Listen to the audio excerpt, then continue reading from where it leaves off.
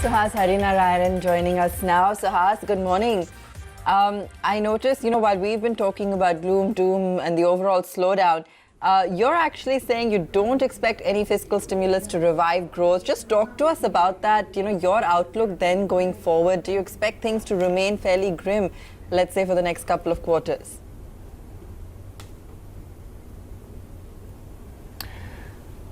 So what we've been trying to say is that if you look at, obviously all of us accept that there is a slowdown at this point in time.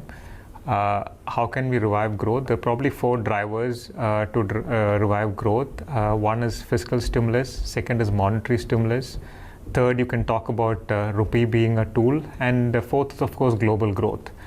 Out of these, we can see that at least one of them is probably what the government intends to do, or RBI is probably doing, which is a monetary stimulus. We don't expect any fiscal stimulus based on all our, based on what you saw from the budget. Firstly, where I think there were wide round expectations that we could see some fiscal stimulus. That obviously hasn't come through, and even subsequent actions have proven that that we're probably not looking at a fiscal stimulus. Which is what I said, which is what I mentioned in the report, that you're probably looking at only a monetary stimulus to revive growth. Don't look for any fiscal stimulus, at least not at this point in time. Probably we can look at a fiscal stimulus if global growth recedes even further, and even most other global economies also start providing some fiscal stimulus. That's probably the time when we can talk about fiscal stimulus in our country as well. Amongst the other two factors, which is basically global growth, as I said, is probably receding at the margin at this point in time. So we'll probably get to know in coming months as to where that's headed. Currency, there's some kind of an indirect route it's working through, because primarily through the monetary expansion, and partly also through some kind of outflows that we are witnessing from emerging markets in general. So in reply to your question, what we're essentially saying is, out of these four factors, one is more a direct measure. Probably currency is an indirect measure at this point in time, and hence we have to depend on monetary policy to possibly revive growth in the medium term. That's effectively what we are saying. So I'm not saying growth will not happen. I'm basically saying it's probably going to be a little elongated than if we had both fiscal and monetary working at the same time. Sure. But Suhas, will it suffice? I mean, does the RBI have the kind of elbow room? I know yesterday they were on the higher side of estimates with that 35 bips repo rate cut that they announced. They're acknowledging all the worries that you just talked about, both domestic as well as global. They're also maintaining an accommodative stance. But how much can that really rescue the state of the economy? Because transmission is not really happening with as much speed, or for that matter, quantum.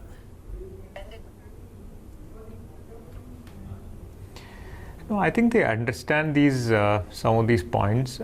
So I think it's difficult to say how much more from a rate perspective. But I would think that given that they've historically stated that maybe 1.25% is a real rate of interest that they can look at, which means there could possibly be another maybe 45 to 50 basis points cut even from here on, right?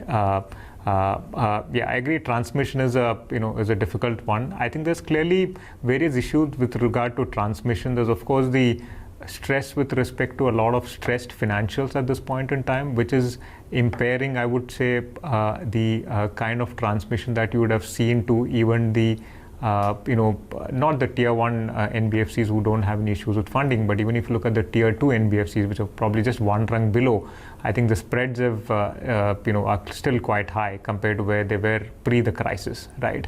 So I think as some of the stressed issues in the market, in the financial system especially, works its way through, with respect to all the companies that we know over the course of the next 6 months, that's probably when the spreads narrow as well, and that's probably when you can actually see the transmission play through as well.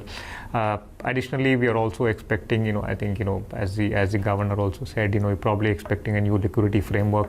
Maybe that will help from a purely technical factor, but from a pure fundamental way, the transmission can play through is as the spreads, amongst the, tier 2 and below NBFCs actually narrow. So yeah, it's probably going to take 3 to 6 months for these to play out very clearly. I don't think there's an immediate fix that the rates can also do at this point in time. So where are you looking for opportunities then, Suhas? What do you feel looks attractive, if nothing else from a valuation standpoint as well currently?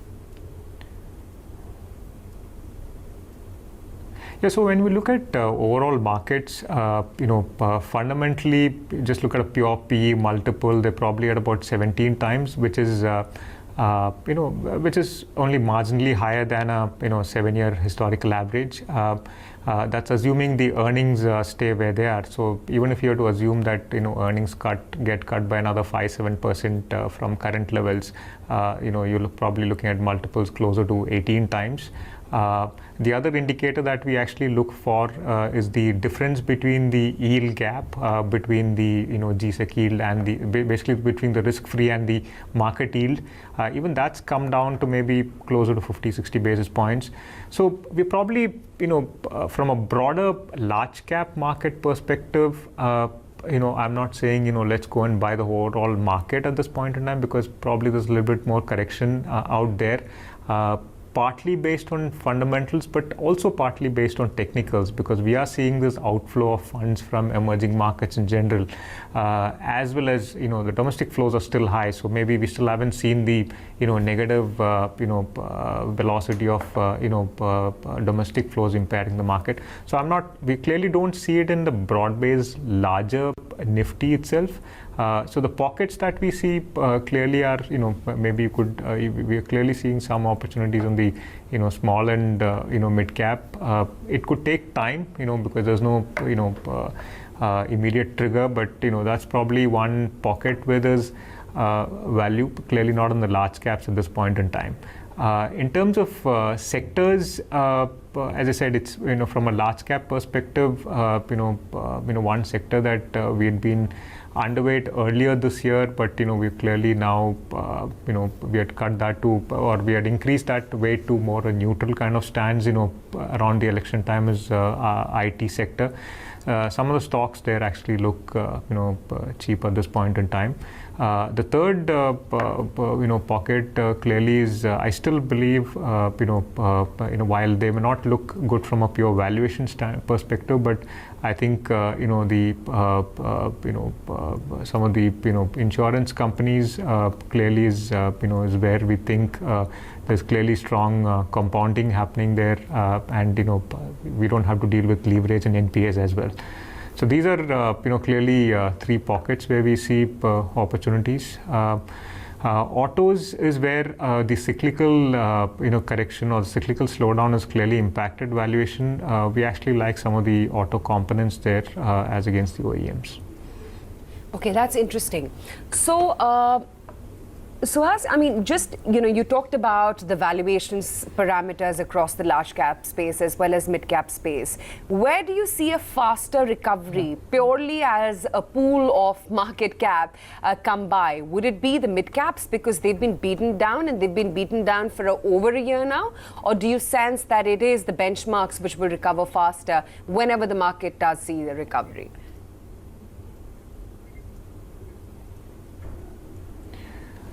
I'll have to answer that slightly differently. No, I think what we've seen with it clearly is the large caps which start moving first, because the mid cap and small caps, the bigger rally actually happens when there is extremely strong domestic flows. Domestic flows have fallen from the peaks. So if you look at the change or the rate of change of domestic flows, that's clearly been weaker now. While the absolute number is still running in excess of $1.5 billion, but I think the compared to a year and a half back or 2 years, it's actually been a negative number, right, from an absolute basis. So we've seen that while the large cap moves first, but if you look at the small and mid caps, they're now trading at probably close to a 20 to 25% discount to the large cap index. At peak, they traded close to a 20% peak to the large cap index. So ultimately, the small and mid caps catch up. But as I said, I think that depends on when your domestic flows actually revive, because that actually drives the small and mid caps a lot more. Fair point. Interesting that you said earlier that it's OEMs where you find interest. Of course, selectively, I'm assuming. Why would you say that? At a time when the auto industry is grappling with even visibility on when they're going to actually rebound from this slump, what gives you that comfort in the OEM pocket?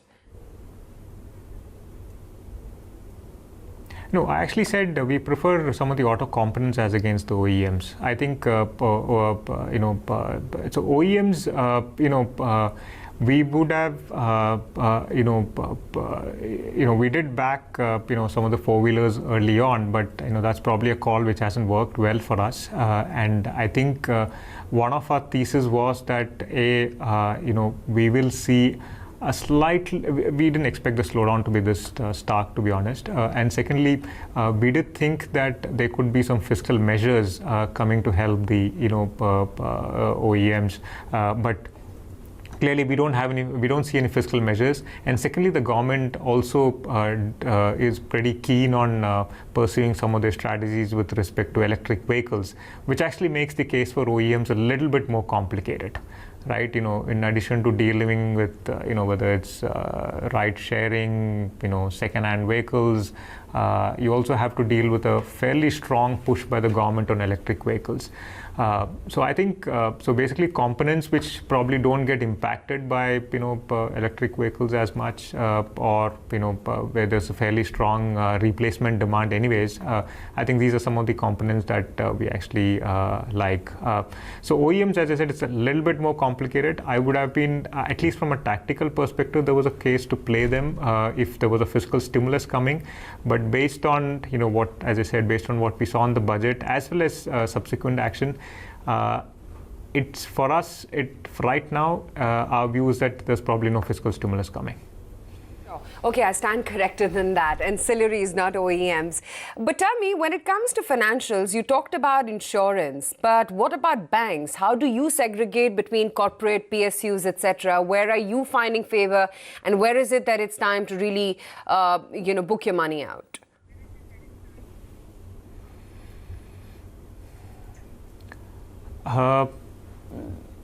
I think there is at the margin, there is a clear, emerging worry about rising, NPAs. Probably, as people say, a third wave of, NPAs after you saw the large corporate banks. Then you had the, property slash asset backed NBFCs.